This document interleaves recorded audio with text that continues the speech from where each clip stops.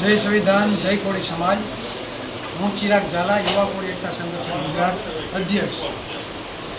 તારીખ 8 તારીખના રાતે 12 થી 1ના સમયમાં જે કોસંબા પાસે રાજહંસ ચોકલેટની ફેક્ટરી છે તેની સામેની સાઈડ શિવકમલ ટ્રાવેલ્સમાં આપણા કોળી સમાજનો પરિવાર પોતાના કામ અર્થે ગામડે જતા હતા અને બસમાં ખરાબી હોવાથી એક પાર્કિંગના ભાગરૂપે સાઈડમાં બસ ઊભેલી અને ત્યારે પાછળથી કોઈ અજાણ્યા ટ્રક ચાલકે આવી અને પાછળથી ઠોકર મારેલી અને આપણો જે આ પરિવાર છે તે ભાઈ બારી પાસે બેઠેલા અને તેની ટક્કર લાગવાથી તેના હાથમાં ભાગમાં ઇન્જરી થયેલી છે અને ઇન્જરી એવી ભયાનક થયેલી છે કે તેના હાથ અત્યારે કટ કરવો પડ્યો છે.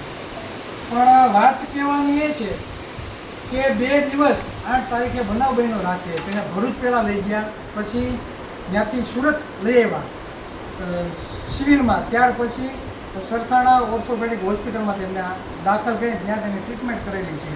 તેમના પરિવાર 2 દિવસ સુધી કઈ રીતે કોઈ નોલેજ ના હોય, પોલીસ અધિકારી સાથે કઈ રીતે વાત કરી તે પણ એને કોઈ જાતનું જ્ઞાન ના હોય.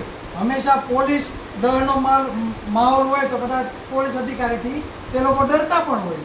તો 2 દિવસ સુધી તેની કોઈ પણ જાતની ફરિયાદ લેવામાં નથી આવી અને તેમના પાસેથી એવું જાણવા મળ્યું છે કે ત્યાંના પીઆઈ અને બીજા અધિકારીઓ દ્વારા તેને ધમકાવવામાં પણ આવ્યા અને સ્પષ્ટ શબ્દમાં એવું કીધું કે તમારી એફઆઈઆર લાગવામાં આવશે નહીં, કે તમે બારીની બારોબાર તમારો હાથ હતો એટલે તમારો ઇન્જરી તમને થઈ છે, ઉલટાનું તમારા ઉપર ફરિયાદ દાખલ થાય.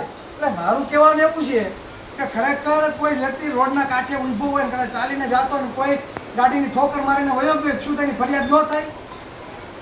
આજે એસપી સાહેબને મેં ફરિયાદ થાય એ વ્યક્તિની ફરિયાદ લેવામાં આવે નહીં. પણ આજે કોઈ સમાજના એક વ્યક્તિ કોઈ આગેવાનનું પણ જો સાંભળતા ન હોય તો સામાન્ય જનતાનું આ ક્યાંથી સાંભળવાનું? ખરેખર આમને 2 દીકરીઓ છે નાની, એક દીકરો છે. આજે એનો હાથ નથી તો ભવિષ્યમાં આજીવિકા માટે આ લોકો પોતાનું ઘર કે ગુજરાન કઈ રીતે ચલાવશે? માનવતાની દ્રષ્ટિએ પોલીસનું કામ એવું છે શાંતિ સલામતી અને સુરક્ષા આપવાનું, નહીં કે પરિવારને ડરાવવાનું કે ધમકાવવાનું. જો પરિવાર અશિક્ષિત હોય ને કંઈ ખ્યાલ નથી તો તે પરિવારને ખરેખર શાંતિથી બેસાડી તેને સાંત્વના આપી અને તેનાથી બનતું દરેક જે કાયદાકીય જે તેનામાં આવે છે તે બધું તેને સપોર્ટ આપવાનું કામ પોલીસનું હોવું જોઈએ. પણ આજે એક સામાન્ય નાગરિકનું કોઈ વ્યક્તિ સાંભળતું નથી. એસપીને રૂબરૂ આજે રજૂઆત પણ કરેલી છે ફોન દ્વારા, છતાં પણ ઉલટ જવાબ મળ્યા છે. એટલે સમાજના આગેવાનો અહીંયા આજે આવ્યા છે, ખાસ અરવિંદભાઈ હોતો પણ રજૂઆત કરેલી છે, બરાબર.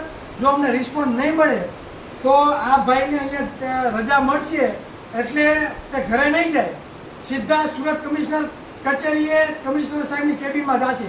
આ ભાઈ આ જ હાથે એ પોલીસના અધિકારીઓ જે પણ હોય જેના એરિયામાં જે આવતું હોય, બરાબર, તે કાન ખોલીને સાંભળે આ ભાઈને રજા મળશે એટલે આ ભાઈ પહેલાંની ઘરે નહીં જાય, પહેલાં સુરત કમિશનર ઓફિસે જશે અને કાયદાકીય રીતે જે પણ થશે, જે પણ અધિકારીઓ આમાં ઢીલી નીતિ રાખી છે તેના ઉપર કાયદેસરની કાર્યવાહી કરવામાં આવશે. આજે સમાજના દીકરા તરીકે, સમાજના આગેવાનો તરીકે આ બધાની ફરજ આવે કે જેના ઘરમાં દુઃખ પડ્યું છે તેને સાંત્વના આપે અને તેને બને એટલો સહકાર આપવામાં આવે.